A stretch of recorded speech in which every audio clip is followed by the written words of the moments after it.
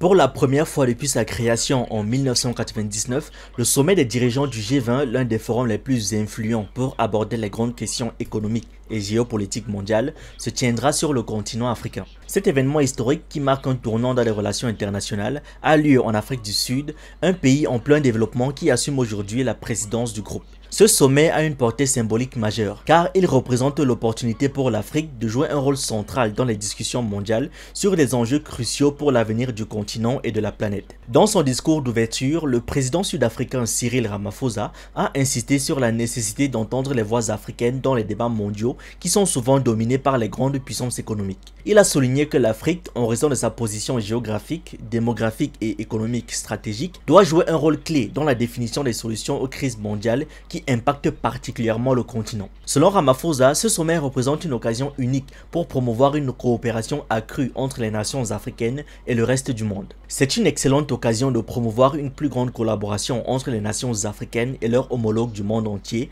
a-t-il déclaré, en mettant en avant la nécessité de renforcer les partenariats et d'aborder les défis globaux de manière collective et solidaire. Dans un contexte mondial où les tensions géopolitiques ne cessent de croître, où la montée de l'intolérance, les conflits armés, le changement climatique, les pandémies, ainsi que l'insécurité énergétique et alimentaire créent une instabilité grandissante, Cyril Ramaphosa a mis en garde sur la fragilité de la coexistence mondiale. Le président sud-africain a évoqué des défis de plus en plus pressants qui affectent directement les nations du sud global, dont l'Afrique. Selon lui, ces crises, souvent interconnectées, nécessitent une réponse multilatérale, soulignant que l'heure est venue d'agir ensemble pour sauvegarder l'humanité et son environnement. Au-delà de ces préoccupations urgentes, Cyril Ramaphosa a également attiré l'attention sur le manque de consensus entre les grandes puissances mondiales, un problème qui persiste au sein du G20. Le président a estimé qu'une collaboration plus étroite et une meilleure coordination étaient essentielles pour faire face aux nombreux défis mondiaux. L'extrême pauvreté et les inégalités croissantes au sein des nations et entre elles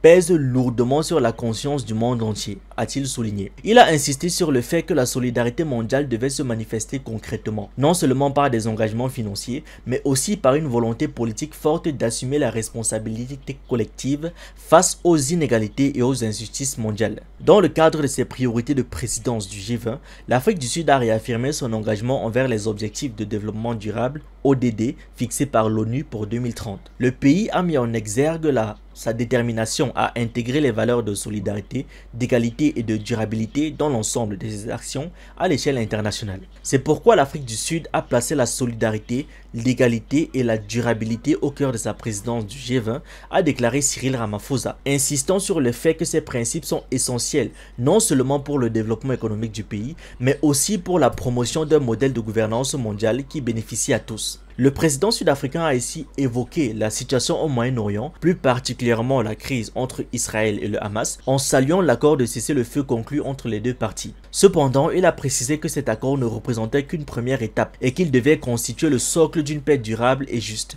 Ce cessez-le-feu doit jeter les bases d'une paix juste et durable, conforme aux résolutions de l'ONU, au droit international et aux principes convenus au niveau international, a-t-il précisé. Cette position met en évidence la volonté de l'Afrique du Sud d'être un acteur de paix dans le monde, tout en insistant sur le respect des droits humains et des résolutions internationales comme cadre de toute négociation et solution. En conclusion, Cyril Ramaphosa a présenté 4 priorités essentielles pour ce sommet des G20 qui visent à promouvoir une croissance forte, durable, équilibrée et inclusive à l'échelle mondiale. Ces priorités incluent 1. Prendre des mesures pour renforcer la résilience de la réponse aux catastrophes afin de mieux protéger les pays vulnérables face aux crises humanitaires et aux effets du changement climatique. 2. Garantir la viabilité de la dette des pays à faible revenu en proposant des solutions pour alléger leur fardeau financier et favoriser les investissements durables. 3. Mobiliser les financements pour une transition énergétique juste afin de permettre aux pays en développement d'opérer une transition vers des énergies plus propres sans compromettre leur développement économique. 4.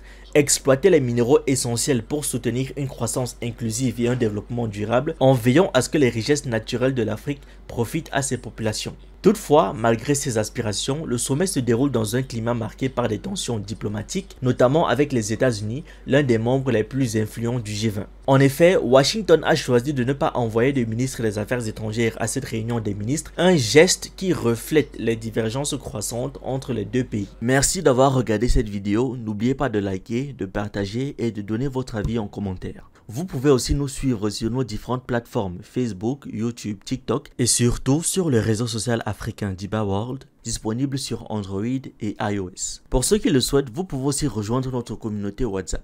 Tous les liens utiles sont dans la description.